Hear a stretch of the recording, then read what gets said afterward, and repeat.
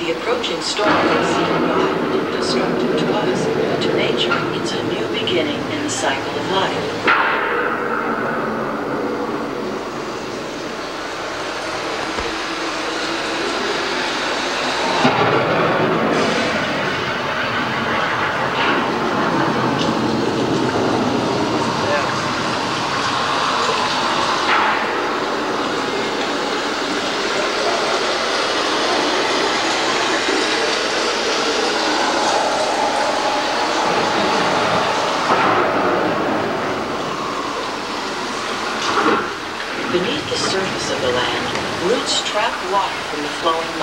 Extracting precious nutrients and minerals.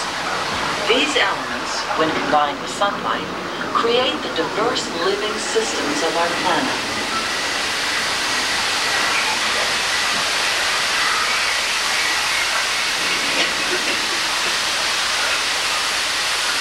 One of those living systems is the rainforest, home to the most amazing concentration of life on our planet.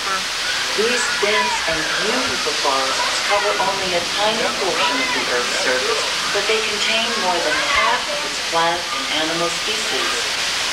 Rainforests are also extremely rich and productive living systems, providing us with oxygen, food, medicine, and other elements essential to our lives.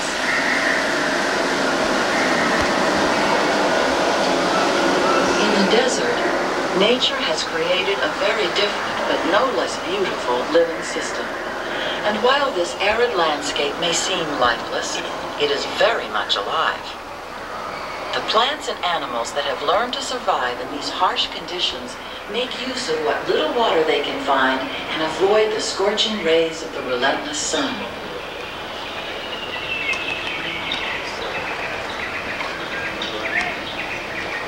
The American prairie once appeared as desolate as the desert, but over time, rainwater and nutrients gradually penetrated the hard surface of this land.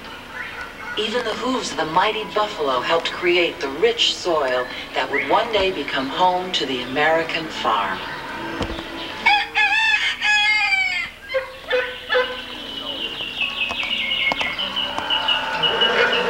Of all the forces at work on the land, humans have had one of the most profound effects, yet still respect the needs of the land. Some of the answers are being discovered just ahead. Hello again, everyone. I'll be taking you through one of the more exciting and innovative areas of Epcot. We'll be going to 5 working greenhouses where we're learning to grow food through environmentally sound agriculture.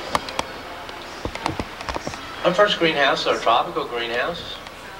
We're doing experiments with some of the world's most important food crops. Right over here we have some cacao. Well, that's a plant chocolate source. It's growing next to some coconut trees. And then down underneath all that we've got sweet potatoes. It's called intercropping. It's growing of 2 or more plants in the same area at the same time. This helps to save fertilizer, pesticides, and space. Now in these terraces, we're growing peanuts and rice. Growing them in the same space, but not at the same time. It's called crop rotation. We switch the crops after the harvest. That way, the nitrogen that's left by the peanuts can be used by the newly planted rice. Now whether or not you like squash, you got to appreciate our pink banana squash. They're growing back there on those racks. They can reach an unbelievable 42 pounds. Now our pineapple have a shallow root system, so we grow a lot of them in a small, tight area. It's just one of the ways that we're trying to better utilize our natural resources and at the same time preserve our environment. Look at that fish and that thing. When I say fish, you don't normally think of farming. That's what we're doing here is fish farming or aquaculture. We can raise tons of fish in a small area. Now we keep this area red because it helps keep the fish calm and at the same time reduces the growth of algae. Now by using systems like this, we may learn to raise fish in the harshest of climates, even in the deserts. Now over here, we have sturgeon. They're called the Mexico sturgeon. They're on the endangered species list. We got them here trying to increase some of their numbers. Now many of these fish will be served in our restaurants here at Walt Disney World.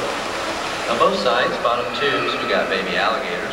Particularly in Louisiana and Florida, they've been raising them commercially for quite some time. These aqua cells we just come through have the capacity to produce a little over 8 tons of fish in a year.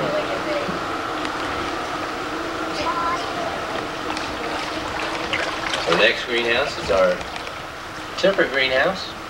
We got a computer-controlled drip irrigation system. Puts just the right amount of water and nutrients directly on the roots through the black tubes you see laying in the sand. Now right here we have some Lacina trees in their legume. What that means is they can take nitrogen from the air and convert that to a natural fertilizer. That way the millet you see growing in between there can take advantage of this and use some of that green fertilizer. Now anytime you're growing plants without the benefit of soil, it's called hydroponics.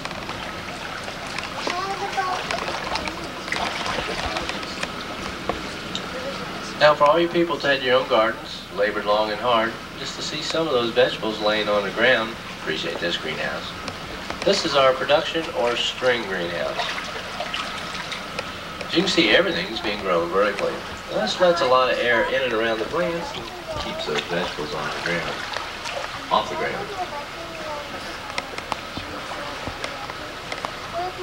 We got a computerized watering system in here. It's called the lacimometer.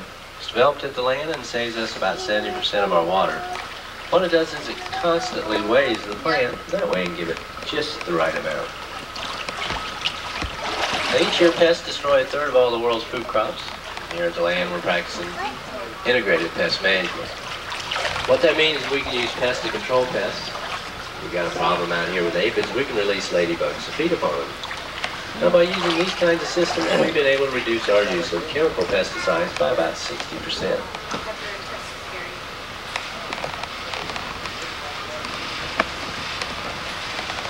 This is our last greenhouse. It's our creative greenhouse. We're demonstrating aeroponics. It's growing the plants in the air without the benefit of soil. Now all the vegetables and herbs you've seen grown here today are served in our restaurants right here at the land. Our exposed squash roots get plenty of oxygen from the air, just the right amount of water and nutrients from our mist boxes. At the front of our boat's our new biotechnology lab. Disney, in association with the U.S. Department of Agriculture, is doing some basic research. Now looking into the future, we're pioneering space agriculture. We got some growing systems identical to those that can be found at the Kennedy Space Center. The challenge today is for people around the world to take the lessons we've learned from both nature and science